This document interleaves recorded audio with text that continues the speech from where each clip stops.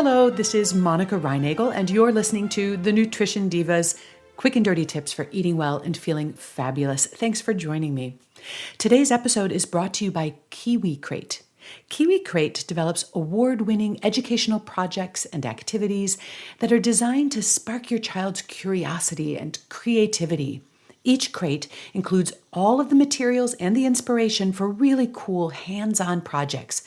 So parents don't have to come up with the ideas or do any of the prep work or go to the craft store for supplies.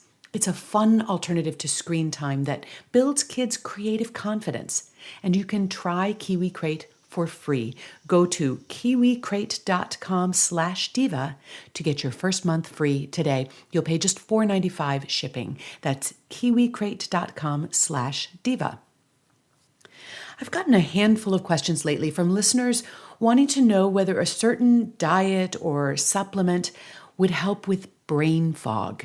Each of the people that wrote to me had come across a blog or a YouTube video or podcast that described a product or a dietary regimen that was supposed to treat brain fog.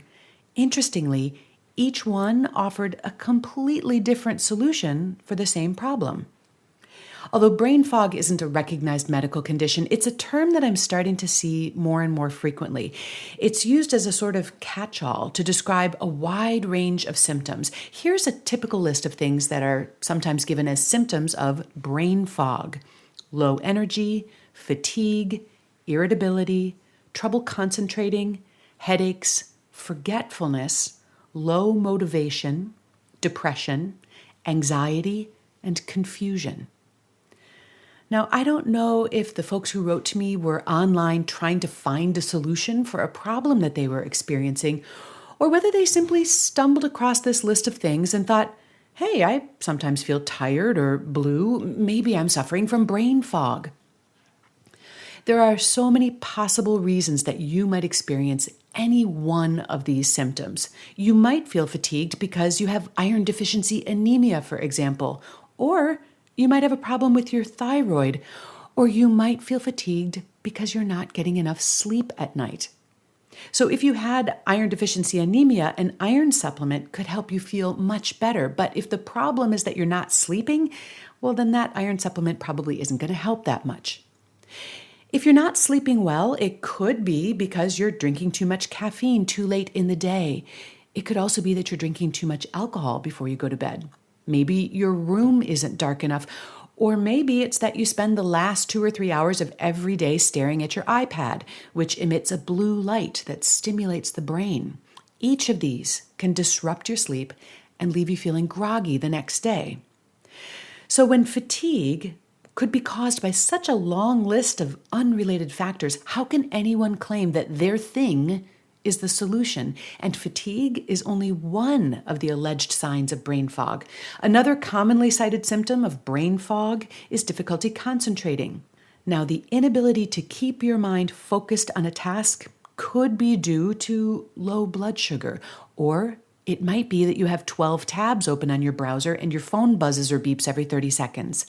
Similarly, your headaches could be due to sinus pressure or muscle tension or even a food sensitivity. Forgetfulness could be stress, or it could be caused by your cholesterol medication. Your low mood could be due to a neurotransmitter imbalance, or it could be due to the fact that your dog just died. I'm sure you see my point. Each of these symptoms of brain fog could have nutritional, neurological, hormonal, behavioral, environmental, or even cardiovascular causes. You might even feel that you have several of these symptoms, but each one might be due to completely different factors. So I think it makes sense to get a little bit more information before throwing everything in the kitchen sink at the problem in the hopes that something would help. I just want to take a quick break to thank Nordic Naturals, makers of high-quality nutrition supplements, for sponsoring our show this week. Nordic Naturals understands that if it doesn't taste good, you're not going to take it. And since 1995, they have really led the way in making great-tasting omega-3 fish oils. And they apply that same commitment to quality, purity, and efficacy to all of their other nutrition supplements as well. Research and a deep respect for scientific evidence is part of Nordic Naturals' DNA, and that informs all of their product formulations, innovations, and fuels their progress. Check them out at nordicnaturals.com, and if you use the promo code DIVA, you'll get 15% off your order. So, is this brain fog a real thing? I don't actually think that brain fog is a very useful term or a valid diagnosis, and that's also why I feel suspicious of any diet or supplement that promises to help with brain fog. I'm not saying that these symptoms aren't real. I'm just saying that it's silly to suggest that everyone that feels unmotivated or anxious needs to stop eating wheat or start taking a certain supplement and that this is going to solve the problem. If you're feeling poorly, following the basic tenets of good nutrition, and you hear me talk about these all the time, things like minimizing sugar and junk food and eating plenty of vegetables and other whole foods, that might help, and it certainly can't hurt. And some people who have diffuse and persistent symptoms feel better when they cut back on grains, or they try other approaches that I've talked about in previous podcasts, such as the low FODMAP diet or the low histamine diet. As long as the diet is reasonably balanced, it's worth experimenting. But I don't think that there's any single dietary approach that's going to be the solution for everyone who feels fatigued or unfocused. And I'm even less optimistic about some of the supplements that I've seen promoted for brain fog.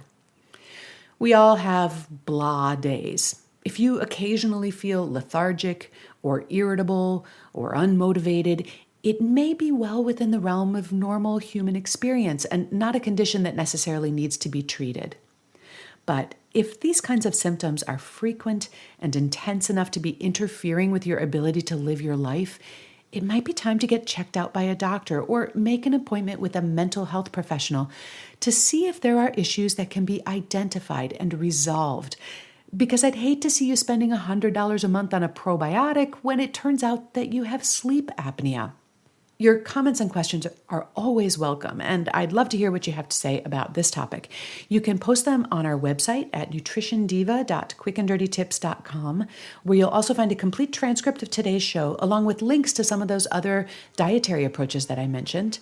Or you can always find me on the Nutrition Diva Facebook page. Thanks so much for listening. I'll be back next week, and in the meantime, make sure you eat something good for me.